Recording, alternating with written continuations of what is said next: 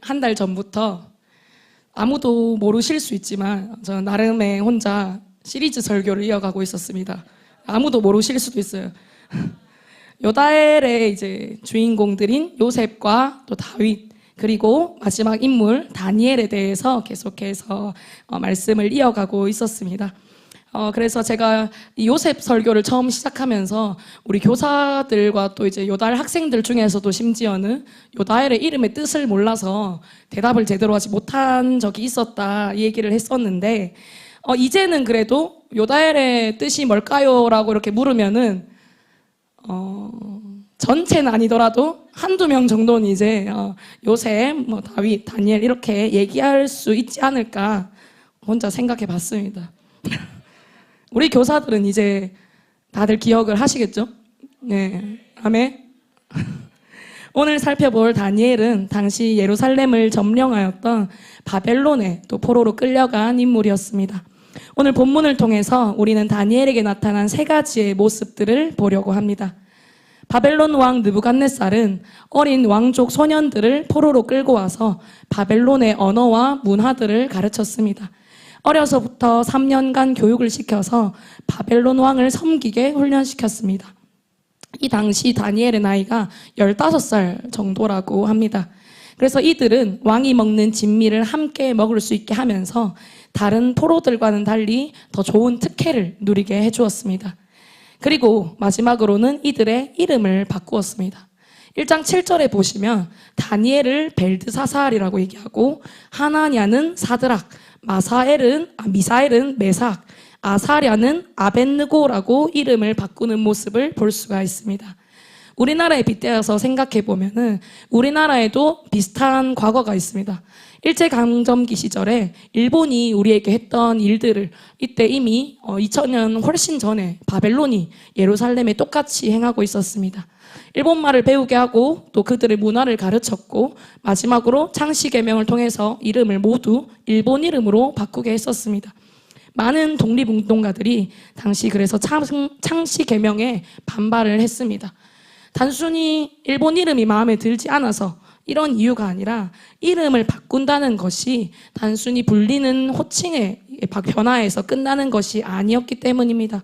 이름을 바꾼다는 것은 그 나라의 정신과 또 모든 뜻과 그 뿌리를 뺏는다는 것을 의미했기 때문에 반발했습니다. 유다 사람들도 이름을 지을 때 자식의 이름에 소망을 담아서 짓곤 했습니다. 예를 들면 삭개오를 딱 생각했을 때 삭개오라는 이름의 뜻이 순결입니다.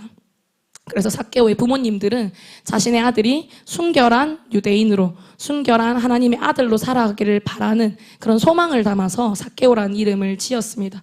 우리나라도 마찬가지죠. 아무도 자식 이름을 막 짓지 않습니다. 예전에 삭개오 설교를 하면서 그래서 제가 제 이름의 한자 뜻 한번 얘기했었는데, 그거 얘기했다가 하루 종일 사람들이 삭개오는 아무도 기억을 하지 못하고 그냥 제 한자 뜻만 하루 종일, 서울의 열매, 저 보는 분마다 다, 서울의 열매 전도사님, 우리 서울의 열매 전도사님, 이렇게, 별로 안 좋은 기억이 있었습니다. 저는 그때 이제 삭개오 설교를 했는데, 사람들에게 이제 기억에 남은 거는 제 이름의 이제 한자 뜻이 서울경의 열매실이다, 서울의 열매다, 이것만 남았었는데, 아무튼 유다 사람들도 이 자식들의 이름에 정성을 담아서, 소망을 담아서 이름을 짓습니다. 그리고 특히나 신앙적인 이름을 지었습니다. 유대인들은 하나님을 경외하는 하나님의 백성이었기 때문에 모든 유대인들이 하나님의 자녀로서 더 경건하고 거룩하게 살아가기를 바라는 마음으로 지었어요. 그렇기 때문에 바벨론은 가르침을 팔 뿐만 아니라 이들의 이름까지도 바벨론식으로 바꾸어서 이들의 정신의 뿌리, 그리고 신앙의 뿌리조차 바벨론에 속하게 하기 위하여서 이런 일들을 진행했습니다. 느부갓네살의 입장에서는 이들, 또 특별히 포로 중에서도 흠이 없고 용모가 아름다우며 모든 지혜를 통찰하며 지식에 통달하며 학문에 익숙한 떡잎부터 남다른 아이들을 미리 골라서 자신의 필요에 맞게 또 자신의 나라를 위하여서 투자를 하면서 키운 것입니다. 세상적으로 봤을 때 또 인간적인 편의로 봤을 때는 많은 사람들이 이 아이들의 모습을 부러워했을지도 모르겠습니다. 조금 나보다 조금 더 잘생겼고, 나보다 조금 더 예쁘고, 나보다 조금 더 공부를 잘하고, 나보다 조금 더 센스가 있다는 이유로 자기들처럼 일을 하지 않고, 자신들처럼 포로가 되어서 힘들게 살지 않고, 왕궁에서 왕 바로 옆에서 편하게 사는 것처럼 보였으니까요. 그저 열심히 공부하고 또 시키는 대로 배우고 먹을 것이 귀한 이 시대에 왕이 먹는 귀한 음식들을 먹을 수 있었기 때문에 그냥 세상 사람들 눈에는 이 정도면 포로로서 괜찮지 않나 하는 생각을 했었을 거예요. 당장 내가 편하게 살 수 있기 때문에 이름 좀 바꾸고 또 이방 나라 문화에 대해서 좀 배우고 이 왕을 좀 섬기고 왕이 먹는 음식을 좀 먹는 것은 이 정도는 괜찮았을 거다라고 생각할 수 있었습니다. 포로로 끌려간 이상 이들의 목숨은 바벨론, 바로 느부갓네살 왕의 손에 달려 있었기 때문에 최대한 충분히 합리적으로 생각하고 판단할 수 있었습니다. 하지만 오늘 말씀의 주인공인 다니엘에게는 이것이 그저 축복이 아니었습니다. 왜냐하면 왕의 음식부터가 이미 우상에게 바쳐지는 음식이었기 때문입니다. 하나님의 백성이 우상 숭배하는 것은 하나님이 싫어하시는 일이었고 또 우상의 제물을 먹는 것 또한 하나님이 싫어하시는 일이었습니다. 그래서 먼저 첫 번째로 다니엘은 뜻을 정합니다. 오늘의 제목처럼 뜻을 정한 다니엘의 모습을 볼 수 있습니다. 왕의 진미와 포도주로 자기를 더럽히지 않도록 결단합니다. 그리고 자신의 신앙을 지키기 위해서 자신의 목숨을 걸고 세상의 명예와 힘을 포기했습니다. 왕의 음식을 먹지 않겠다고 결단을 내리는 일은 그냥 편식하는 일 또는 음식 거부 정도의 일이 아니었습니다. 또한 일반적인 환관장과 또 포로의 관계였다면 다니엘의 이런 거부는 바로 목숨을 잃을 수도 있는 일이었습니다. 하지만 하나님께서는 신앙의 뜻을 세운 다니엘을 그렇게 두지 않으십니다. 오늘 본문 8절에서 10절까지의 말씀을 다 함께 읽어보겠습니다.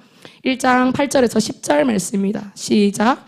다니엘은 뜻을 정하여 왕의 음식과 그가 마시는 포도주로 자기를 더럽히지 아니하리라 하고 자기를 더럽히지 아니하도록 환관장에게 구하니 하나님이 다니엘로 하여금 환관장에게 은혜와 긍휼을 얻게 하신지라. 환관장이 다니엘에게 이르되 내가 내 주 왕을 두려워하노라. 그가 너희 먹을 것과 너희 마실 것을 지정하셨거늘 너희의 얼굴이 초췌하여 같은 또래의 소년들만 못한 것을 그가 보게 할 것이 무엇이냐. 그렇게 되면 너희 때문에 내 머리가 왕 앞에서 위태롭게 되리라 하니라. 아멘. 말씀을 읽어보면 알 수 있듯이 다니엘의 이 요구는 단순히 이거 먹기 싫으니까 안 먹을게요 하고 거부할 수 있는 사안이 아니었습니다. 이 모든 일은 왕이 지시한 일이었기 때문에 다니엘의 결단은 그냥 한 사람의 말을 안 듣는 정도가 아니라 한 나라의 왕에게 불복종하는 일이었습니다. 또한 다니엘뿐만 아니라 이들을 맡은 환관장의 목숨까지도 걸려있는 일이었습니다.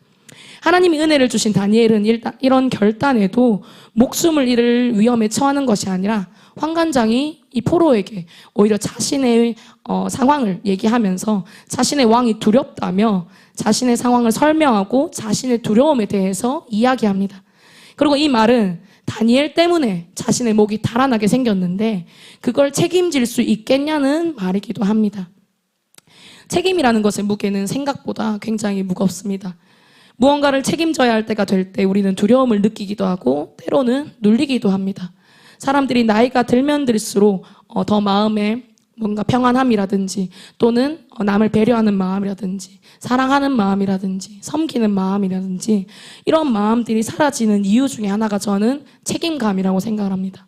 나이가 들면 들수록 나에게는 점점 내가 책임져야 할 것들이 하나씩 늘어나기 시작합니다. 어릴 때는 그저 누군가가 나를 책임져주는 인생을 사는데 나이가 들면 들수록 자연스럽게 나를 책임졌던 존재 또한 내가 책임져야 하는 순간들이 찾아오게 됩니다. 그래서 사람들은 책임감을 굉장히 무거운 것으로 느끼기도 합니다.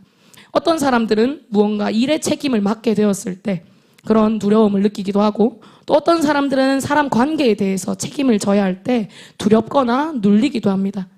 단순히 일 또는 사람 관계 속에서도 사람들은 책임이라는 것이 이렇게 무겁게 느껴지는데, 다니엘에게는 지금 환관장의 목숨을 책임져야 하는 책임이, 이 상황이 전해지게 되었습니다. 뜻을 정하긴 했지만 이 말을 들으면 누구나 두려움이 생길 거라고 생각을 합니다. 그리고 합리화할 수 있을 거라고 생각합니다. 나는 신앙의 걸음을 떼려고 뜻을 정했지만 내가 상황적으로, 환경적으로 안 되어지니 어쩔 수 없다 하면서 그 책임을 충분히 피할 수 있습니다. 그런데 앞서 뜻을 정한 다니엘은 이 뜻을 포기하지 않고 합리화하지 않습니다. 그래서 여기서 우리는 두 번째로 뜻을 포기하지 않는 다니엘의 모습을 볼 수 있습니다. 환관장과 자신들의 감독관에게 다니엘은 담대하게 이렇게 이야기합니다. 본문 12절에서 13절 말씀입니다. 다 같이 읽어보겠습니다. 시작. 청하오니 당신의 종들을 열흘 동안 시험하여 채식을 주어 먹게 하고 물을 주어 마시게 한 후에 당신 앞에서 우리의 얼굴과 왕의 음식을 먹는 소년들의 얼굴을 비교하여 보아서 당신이 보는 대로 종들에게 행하소서. 아멘. 아멘. 아주 담대하게도 열흘 동안 왕의 음식이 아닌 채식을 하게 해줄 것을 요구하고, 또 그 후에 왕의 음식을 먹은 다른 소년들과 채식을 한 자신들의 얼굴을 비교해서 그가 보이는 대로 자신들에게 행하라고 담대하게 이야기합니다. 고상하게 표현해서 당신이 보는 대로 종들에게 행하소서이고, 이 말은 만약 열흘 뒤에도 이들의 안색이 좋아 보이지 않고 당신들이 걱정했던 것처럼 자신의 목숨이 오히려 더 위험에 처할 것 같으면은 우리를 당신들이 원하는 대로 행해도 좋다. 그 말인 즉슨 이들은 열흘 뒤에는 얼굴이 좋아 보이지 않으면 죽을 수도 있는 운명이었던 겁니다. 하지만 다니엘은 우상의 음식을 먹지 않고 신앙의 결단을 내리고 행한 자신들을 하나님께서 반드시 지키실 것이라는 그 믿음을 세우고 있었습니다. 그래서 뜻을 정하여 타협하지 않고 합리화하지 않고 신앙의 중심을 내세웠습니다. 우리가 아무리 멋진 뜻을 세우고 계획해도 그것을 행하지 않는다면 이 결단의 뜻은 그저 공중에 흩어지는 고백이 되어버립니다. 그냥 흩어지는 말이 되어서 그냥 사라지고 맙니다. 하나님께서는 우리에게 행함 있는 믿음을 보기를 원하십니다. 신앙의 기준을 세우고 그 기준을 포기하지 않고 믿음으로 행할 때 이것은 우리에게 열매가 되어집니다. 다니엘은 자신이 신앙의 뜻을 정하고 그 뜻대로 굽히지 않고 행했을 때 하나님께서 그 모든 일을 행하실 것을 믿고 있었습니다. 결국 믿음대로 뜻을 굽히지 않고 하나님을 의지한 다니엘에게는 하나님께서 은혜로 응답해 주셨습니다. 오늘 본문 14절에서 16절 말씀을 읽어보겠습니다. 시작. 그가 그들의 말을 따라 열흘 동안 시험하더니 열흘 후에 그들의 얼굴이 더욱 아름답고 살이 더욱 윤택하여 왕의 음식을 먹는 다른 소년들보다 더 좋아 보인지라. 그리하여 감독하는 자가 그들에게 지정된 음식과 마실 포도주를 제하고 채식을 주니라. 아멘. 이 말씀을 따라서 세 번째로 뜻을 정하고 또 굽히지 않았던 다니엘에게 나타난 모습은 하나님의 응답이었습니다. 앞선 말씀에서도 나타납니다. 뜻을 정한 다니엘에게 하나님께서는 은혜와 긍휼을 받게 하셨습니다. 그리고 그 뜻대로 계속해서 포기하지 않은 다니엘에게 상식적으로는 이해할 수 없는 응답을 보여주십니다. 왕이 먹는 음식은 말 그대로 왕이 먹는 음식이었기 때문에 누구보다도 좋은 음식들이었습니다. 세상의 상식으로는 왕의 진미를 먹는 다른 소년들이 더 얼굴빛이 좋아야 했습니다. 그렇기 때문에 환관장도 이를 걱정했던 것이고요. 하지만 하나님께서는 결단대로 행한 이들에게 하나님을 알지 못하는 사람들이 봐도 더 좋아 보일 수 있도록, 심지어는 보이는 것뿐만 아니라 이들의 육체 또한 강건해질 수 있도록 응답을 주셨습니다. 하나님은 이들을 지키셨습니다. 그리고 현재까지도 지키고 계셨습니다. 포로로 끌려가 있던 다니엘과 세 친구를 하나님께서는 더욱 잘되게 하셨습니다. 계속해서 지켜주십니다. 다니엘 1장 18절에서 20절 말씀 읽어보겠습니다. 시작.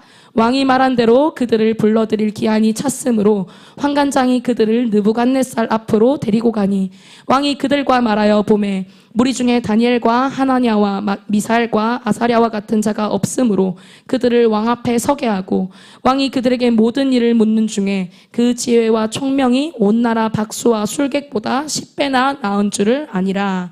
아멘. 믿음대로 나아가는 이들을 하나님께서는 세상 속에서도 더 쓰임받게 하셨고 더 형통하게 하셨습니다.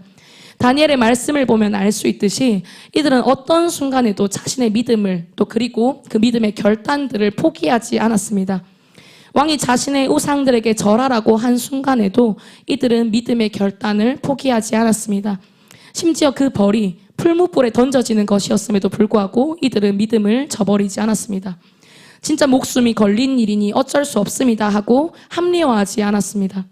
심지어 이들은 왕이 화를 내며 맹렬히 타는 풀무불에 던져질 텐데 너희를 건져낼 신이 여기 어디 있겠냐고 조롱하는 중에도 이들은 이렇게 고백합니다. 다니엘 3장 16절에서 18절 말씀 읽어보겠습니다. 시작. 사드락과 메삭과 아벳느고가 왕에게 대답하여 이르되 느부갓네살이여 우리가 이 일에 대하여 왕에게 대답할 필요가 없나이다. 왕이여 우리가 섬기는 하나님이 계시다면 우리를 맹렬히 타는 풀무불 가운데에서 능히 건져내시겠고 왕의 손에서도 건져내시리이다. 그렇게 하지 아니하실지라도 왕이여 우리가 왕의 신들을 섬기지도 아니하고 왕이 세우신 금 신상에도 절하지 아니할 줄을 아옵소서. 아멘. 이들은 확실한 믿음을 가지고 있었습니다. 자신의 목숨을 손에 쥔 채 화를 내는 왕에게 믿음의 고백을 확실히 합니다. 풀무불은 그냥 적당한 정도의 온도가 아닙니다. 풀무불은 쇳덩이를 녹이는 용광로나 벽돌을 굽기 위한 가마솥과 같은 화덕에 있는 불을 이야기합니다. 그래서 이 풀무불은 1500에서 2000도 정도의 온도를 가진다고 합니다. 저는 학부 때 제과제빵을 전공했었는데요. 보통 오븐이 한 200도, 높으면 220도 정도 이렇게 씁니다, 오븐을. 근데 빵을 굽다 보면은 이렇게 더우니까 팔을 막 이렇게 걷고 이러다 보니까 빵을 꺼내면서 팔에 이제 오븐에 팔을 데이기도 하고 때로는 철판에 이렇게 이게 팔을 데이기도 합니다. 그러면은 이미 200도로 뭐 이제 더 오르게 되면 200도 넘는 온도로 이제 뜨겁게 달아올라 있기 때문에 진짜 바로 화상을 입어요. 그래서 지금도 제 팔에 이제 보면은 그 오븐에 데여가지고 화상 자국이 몇 개가 있습니다. 당장 이렇게 200도 정도의 이 뜨거운 온도에만 데여도 평생을 이렇게 흉터가 남습니다. 그런데 이 풀무불은 오늘 200도 정도가 아니라 1500에서 2000도. 제가 데웠던 그 온도보다 몇 배나 더 높은 온도를 자랑하고 있습니다. 이 온도를 우리는 감히 상상도 할 수가 없습니다. 얼마나 뜨거울지. 그런데 말씀에 보면은 이 풀무불을 어떻게 표현하냐면 이 세 친구를 데리고 간 사람들이 불에 들어간 것도 아니고 그냥 이 친구들을 끌고만 갔기 때문에 근처만 갔을 겁니다. 그런데 얼마나 뜨거웠으면은 불에 가까이 간 것만으로 이 세 친구를 데리고 간 사람들마저 타버려 죽게 됩니다. 그런데 이 세 친구는 이 상상도 안 가는 온도의 뜨거운 풀무불에서도 하나님께서 자신들을 지키실 것이라고 확신하고 고백합니다. 심지어 이어지는 고백 속에서는 하나님께서 그 풀무불 속에서 그렇게 자신들을 구하지 않더라도 그것을 하나님의 뜻으로 알고 순종하겠다는 고백을 합니다. 이 고백을 통해서 결국 사드락과 메삭과 아벳느고는 화난 왕에 의하여서 풀무불에 끌려가게 됩니다. 하지만 하나님께서는 또다시 놀랍게 역사하십니다. 다니엘 3장 24절에서 27절 말씀 읽어보겠습니다. 시작. 그때 느부갓네살 왕이 놀라 급히 일어나서 모사들에게 물어 이르되 우리가 결박하여 불 가운데에 던진 자는 세 사람이 아니었느냐 하니 그들이 왕에게 대답하여 이르되 왕이여 올소이다 하더라. 왕이 또 말하여 이르되 내가 보니 결박되지 아니한 네 사람이 불 가운데로 다니는데 상하지도 아니하였고 그 넷째의 모양은 신들의 아들과 같도다 하고 느부갓네살이 맹렬히 타는 풀무불 아귀 가까이 가서 불러 이르되 지극히 높으신 하나님의 종 사드락 메삭 아벳느고야 나와서 이리로 오라 하매 사드락과 메삭과 아벳느고가 불 가운데에서 나온지라. 총독과 지사와 행정관과 왕의 모사들이 모여 이 사람들을 본즉 불이 능히 그들의 몸을 해하지 못하였고 머리털도 그을리지 아니하였고 겉옷빛도 변하지 아니하였고 불탄 냄새도 없었더라. 아멘. 이들은 2000도 1500도가 훨씬 넘는 2000도의 이런 넘는 불길 속에서도 그을러지지도 않고 심지어는 불탄 냄새조차도 나지 않은 채 멀쩡히 살아서 걸어 나오게 됩니다. 그리고 그 가운데에서 느부갓네살은 하나님이 이들과 함께 계심을 눈으로 직접 보게 됩니다. 다니엘 3장 28절 말씀입니다. 느부갓네살이 말하여 이르되 사드락과 메삭과 아벳느고의 하나님을 찬송할지로다. 그가 그의 천사를 보내사 자기를 의뢰하고 그들의 몸을 바쳐 왕의 명령을 거역하고 그 하나님 밖에는 다른 신을 섬기지 아니하며 그에게 절하지 아니한 종들을 구원하셨도다. 아멘. 하나님은 느부갓네살이 그들과 함께 하시는 하나님을 찬송하게 하십니다. 하나님께서는 직접 불 가운데 함께 하시며 그들을 지키셨습니다. 머리털 하나도 상하지 않게 지키시는 주님의 놀라운 능력을 우리는 말씀을 통해서 볼 수 있습니다. 다니엘 또한 믿음을 지키다 고난을 당하게 됩니다. 다니엘의 뛰어난 능력을 질투한 다른 총리들로 인해서 곤경에 처한 다니엘을 말씀 속에서 발견할 수 있습니다. 매일 하나님께 기도하는 다니엘을 곤경에 처하게 하기 위하여서 이 총리들은 30일 동안 왕 외에 다른 신에게 기도하는 자를 사자굴에 넣자 하는 법령을 만들게 됩니다. 그런데 다니엘은 이 가운데에서도 자신의 믿음을 지킵니다. 다니엘을 죽게 두고 싶지 않았던 왕이 설득해도 아무 소용이 없었습니다. 다니엘은 자신의 뜻을 지키다 결국 사자굴에 갇히게 됩니다. 하지만 그런 다니엘 또한 하나님께서는 함께 하십니다.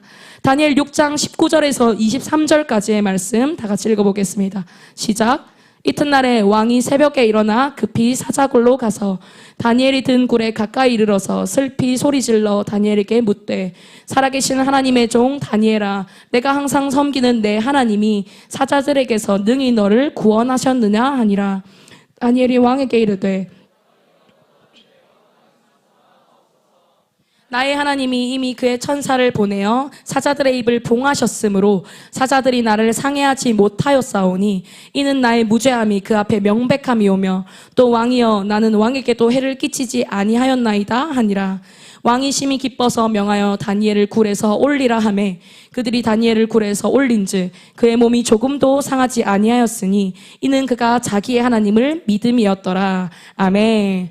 하나님께서는 사자굴에서도 다니엘과 함께 하시며 그를 지키셨습니다. 여전히 뜻을 정하고 그 뜻대로 또 그리고 그 결단대로 그 믿음대로 하나님을 의지하여서 행한 다니엘에게 응답을 주셨습니다. 다니엘은 천사들이 사자의 입을 봉하였다고 고백합니다. 그럼 이 사자가 그냥 단순히 사람을 물고 싶지 않아 하는 또는 앞서 1장에서 다니엘과 그 제 친구처럼 채식을 하는 온순한 사자였을 수도 있지 않을까요? 그래서 말씀은 이어져서 이 사자가 채식을 하는 사자가 아니라 평범한 사자였음을 알려줍니다. 이어지는 24절 말씀 살펴보겠습니다. 왕이 말하여 다니엘을 참소한 사람들을 끌어오게 하고 그들을 그들의 사자들과 함께 사자굴에 던져 넣게 하였더니 그들이 굴 바닥에 닿기도 전에 사자들이 곧 그들을 움켜서 그 뼈까지도 부숴뜨렸더라. 아멘. 사자는 채식을 하는 이제 독특한 사람을 좋아하고 사람을 따르는 그런 독특한 사자가 아니라 지극히 정상적인 일반 사자였습니다. 그래서 왕이 다니엘을 참소한 자들을 사자굴에 던져 넣었더니 말씀에 나와 있죠. 이들은 굴바닥에 닿기도 전에 사자들이 움켜서 그 뼈까지도 움켜 부서뜨렸다고 이렇게 성경은 말하고 있습니다. 말씀을 맺겠습니다. 세상은 우리에게 계속해서 타협하게 합니다. 복음을 전하는 것도, 또 믿음을 지키는 것도, 또 예배의 자리를 지키는 것도, 또 은혜의 자리를 지키는 것도, 날마다 주님과 동행하는 것도 어리석은 일이라고, 또 세상 속에서 그렇게 살면은 더 잘나게 살 수 없다고 계속해서 타협하게 합니다. 그리고 세상 속에서 더 잘나야 함을 강조합니다. 가끔은 우리에게 빗대서 얘기를 하면 가끔은 행복 모임 안 해도 된다고, 또 해피스쿨도 좀 쉬어도 된다고, 적당히 베스트 섬기는 거 오늘은 쉬어도 된다고 이야기합니다. 계속해서. 돈 없는데 뭐하러 베스트 선물 사냐, 네 간식 먹을 것도 오면서 그것도 없으면서 베스트 간식을 왜 사냐, 뭐하러 피곤한데 방과 후에 학교에 남아가지고 선생님들 기다려서 해피스쿨 하냐, 뭐하러 피곤한데 시간 쪼개가지고 공부할 시간도 없는데 멀리까지 가서 행복모임 하냐. 계속해서 내가 하는 행위들, 내가 하나님 앞에서 기쁨이 되려고 애쓰는 모습들을 어리석은 짓이라고 바보 취급합니다. 이 모든 것들은 다른 사람의 이야기가 아니라 바로 저의 얘기입니다. 계속해서 행복 모임을 나가고 또 베스트를 만나고 또 때로는 차를 타고 멀리까지 가서 행복 모임을 하는 저에게 사단이 계속해서 저를 바보 취급하면서 네가 그렇게 한다고 누가 네 진심을 알아주겠냐며, 또 네가 그렇게 한다고 해서 저 베스트가, 저 친구가 하나님의 사랑을 얼마나 알겠냐며, 네가 하는 섬김으로 그 베스트가 하나님의 사랑을 알면 얼마나 알겠냐고 계속해서 저를 참소하는 겁니다. 저뿐만 아니라 하나님의 일을 하려고 하는 우리 모두에게 사단은 이런 식으로 참소를 합니다. 그리고 또 합리화를 하게 합니다. 오늘 행복 모임 했으니까 내일은 베스트 섬기러 안 가도 돼. 오늘 내가 이미 많이 피곤하니까, 특히 오늘 주일 같은 경우는 아침부터, 또 주니어 교사들은 우리 아침 8시 반부터 또 8시 반까지 안 오면 벌금도 있다고 들었는데 8시 반부터 와가지고 주일 예배, 오후 예배 다 끝날 때까지, 지금 4시 26분이거든요. 5시가 넘는 시간까지 계속해서 예배를 섬기다가 저녁에 또 선생님들 축구 가서 또 아이들을 섬기고, 또 축구하면서 교제하면서 영혼들을 섬기고, 이러한 행위를 하면서 그거 너무 바보 같은 짓 아니냐, 그렇게까지 해가지고 지금 당장 나한테 남는 게 뭐냐 하고 합리화하게, 그리고 이런 것들을 마치 어리석은 일인 것처럼 자꾸 계속해서 나를 속입니다. 지금 내가 이렇게 베스트 섬기고, 지금 내가 이렇게 예배 열심히 드린다고 해서 당장 내 앞에 돈 1,000만 원이 떨어지는 것도 아니고, 당장 내 앞에 좋은 성적이 나오는 것도 아니고, 당장 내 앞에 멋진 배우자가 딱 나타나는 것도 아니고, 당장 내 앞에 멋진 집 또는 멋진 차 또는 멋진 학교, 멋진 직장, 뭐 여러 가지가 있겠죠. 내가 꿈꾸는 것들이 내가 지금 하고 있는 하나님의 일들을 한다고 해서 바로 나타나지 않을 건데, 뭐하러 4시간 써내가면서 시험 기간에 공부도 안 하고 해피스쿨 하고, 시험 기간에 공부도 안 하고 행복 모임 하냐 하면서 계속해서 나를 참소합니다. 또한 우리가 결단을 지키지 못했을 때 어차피 실패했으니 하지 말자며 합리화하게 만듭니다. 우리 큐티를 할 때, 또 셀가족 모임을 할 때 항상 적용을 세우죠. 이 적용점들을 세울 때 우리 모두가 이렇게 세우는 줄 압니다. 내가 할 수 있는 구체적인 적용점을 세우자고 하죠. 큐티를 할 때도 그냥 단순히 말씀을 많이 읽겠습니다, 기도를 많이 하겠습니다 정도가 아니라, 오늘 이제까지는 내가 말씀을 1장도 안 읽었었는데 내가 내일부터는 말씀을 2장씩 읽어보겠습니다 하고, 내가 리더님 내가 내일부터는 큐티를 매일매일 해보겠습니다, 그리고 내가 셀톡방에 그 큐티 하는 거를 인증을 꼭 올리겠습니다 하면서 매주 결단을 합니다. 저희 셀에서도 매주 결단 일어나고, 저도 그렇게 매일매일 매주 그렇게 결단을 합니다. 그런데 그 결단을 지키는 게 생각보다 쉽지 않습니다. 하루 이틀은 잘 될지 몰라요. 하루 이틀은 뭔가 그래도 불타는 마음에 이 결단대로 딱 잘 행하는데, 이틀이 지나고 3일째가 됐을 때 이제 생각이 안 납니다. 내가 결단했던 것들이. 큐티를 해서 올리기로 했는데, 또는 말씀을 읽고 내가 그 말씀의 은혜를 나누기로 했는데, 또는 내가 오늘은 베스트를 만나서 초청을 하고 간식으로 섬기기로 했는데, 그게 신기하게도 자고 일어나면 생각이 안 나는 겁니다. 근데 꼭 신기하게 하루를 마칠 때쯤 되면은 내가 오늘 결단한 것들을 하지 않았구나 하면서 생각이 딱 나는 거예요. 그때 이런 마음이 들어오는 겁니다. 어차피 오늘 딱 실패했으니까 이번 주는 글렀다. 이번 주는 어쩔 수 없고, 이번 주는 그냥 포기하고 다음 주에 내가 다음 주부터 다시 다가오는 주일부터 새로운 주가 또 시작되니까 다음 주일부터 깨끗하게, 나는 완벽한 게 좋으니까 딱 이렇게 777 딱 멋있게 해야지. 또는 내가 다음 주는 반드시 학교 가가지고 베스트한테 간식 주면서 해피스쿨 초대해야지. 이렇게 결단을 또 새롭게 결단을 하게 돼요. 그런데 이것은 결단의 모습을 한 합리화의 모습입니다, 여러분. 저에게도 이런 합리화가 계속해서 일어납니다. 오늘 못했으니까 그냥 내일도 쉴까? 내일 못할 것 같은데 모레쯤에 할까? 내일도 피곤할 것 같고 모레쯤에도 피곤할 것 같은데 다음 주 월요일부터 화요일부터 할까? 이런 식으로 계속해서 사단은, 또 세상은 우리를 계속해서 속이면서 합리화하게 만드는 겁니다. 중요한 건 여러분, 넘어져도 또 실패해도 다시 일어서려고 애쓰는 모습입니다, 여러분.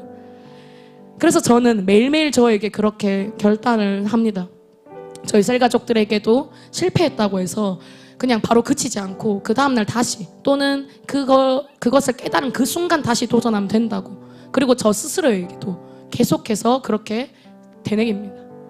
내가 오늘 결단한 것을 행하지 못했지만 지금이라도 다시 하면 된다고 계속해서. 그리고 하나님 또한 우리에게 계속해서 그렇게 새 힘을 더해 주십니다.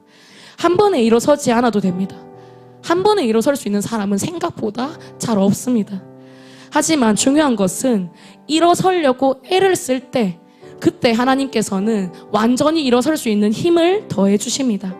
일어서는 것 또한 내가 하는 것이 아니라 하나님께서 일으켜 세워 주셔야만 내가 일어설 수 있는 것입니다. 그리고 그럴 때 우리는 다시 도전할 수 있게 됩니다. 풀무불에서도 사자굴에서도 하나님께서는 다니엘과 사드락과 메삭과 아벳느고를 지키셨습니다. 오늘 우리에게도 여러 가지의 사자굴 또 여러 가지의 풀무불이 계속해서 찾아옵니다. 하나님께서는 계속해서 도전하는 나를 계속해서 이 뜻을 포기하지 않으려고 이 뜻을 하나님께로 완전히 세워서 또 나아가려고 도전하는 나를 하나님께서는 가장 안전한 길로 이끄시고 또 주님의 은혜를 경험하게 해주십니다. 그런 우리 모두가 오늘날의 요셉과 다윗과 다니엘입니다. 특히 악해져만 가는 이 세대 속에서 우리 모두가 또 더 가깝게는 우리 요달 청소년 공동체가 요셉처럼 또 다윗처럼 다니엘처럼 하나님을 믿고 따르는 것이, 하나님을 믿고 의지하는 것이 가장 큰 행복이 될 그 날을, 또 오늘을, 내일을, 앞으로의 모든 날들을 더욱 기대하길 소망합니다. 하나님께서는 우리에게 한 끗 다를 힘을 이미 주셨습니다. 우리가 그 손을 잡기만 하면 됩니다. 이 세대 가운데 요셉처럼 다윗처럼 다니엘처럼 우리 요달 청소년 공동체를 또 우리 큰숲 공동체를 사용하실 하나님을 기대합니다. 모든 영광 하나님께 올려드립니다.